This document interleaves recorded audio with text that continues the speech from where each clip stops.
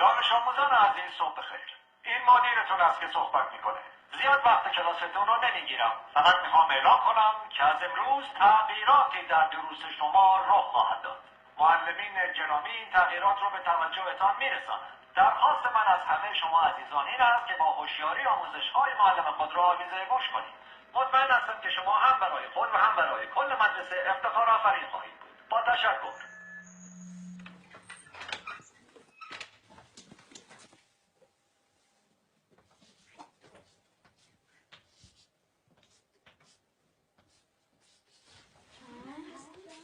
ساکت. نظم کلاس حفظ کنین. این درس اول امروزه.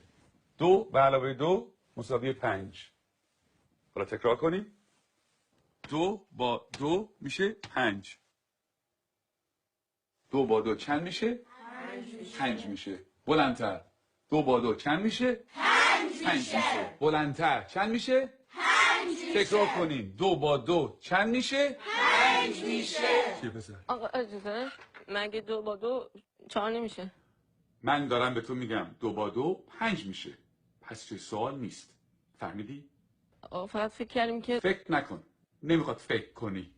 2 با 2 5 میشه. حالا بشین حرف نزن. دفتراتون رو باز کنین و بنویسین. 2 به علاوه 2. آقا اجازه 2 به علاوه 2 میشه 4.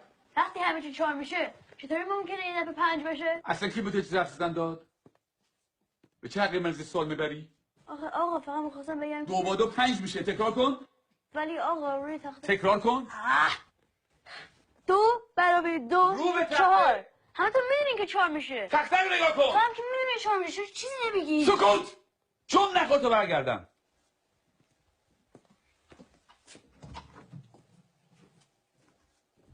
چکش بابا میخوای همون تو درسر بندازی. خیلی افتمش کردم میاد پدرشو در میاره. این دانش آموز فکر کنه از همه بهتر میدونه. خیلی روش زیاده. بگو ببینم پسر 2 با 2 چند میشه؟ آقا اجازه 4 میشه آقا. شنیدی؟ باورتون میشه؟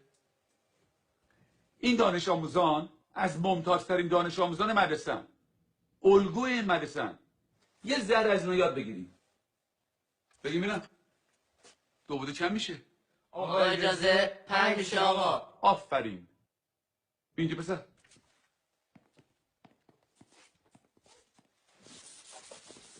حالا حاصل جمع چند میشه؟ جواب سعی رو بنویس.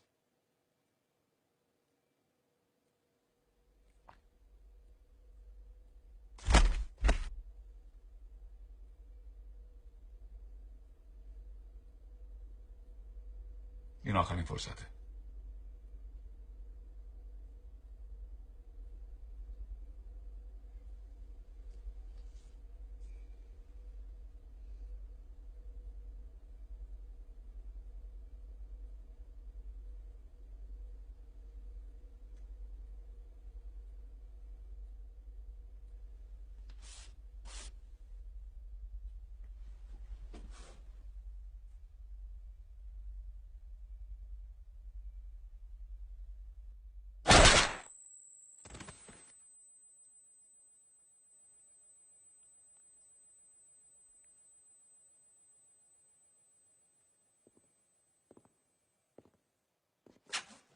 خب کس دیگه هم هست که درس امروز رو نفهمیده باشه؟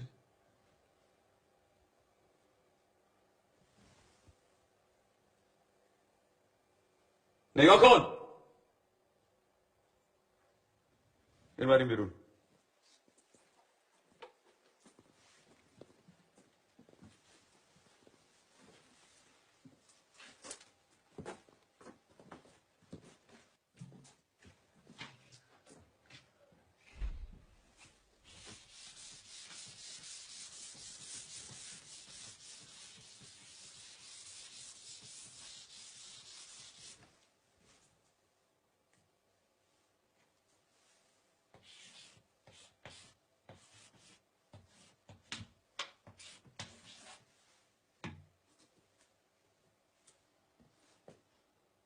دفتراتون رو باز کنه بنویسین.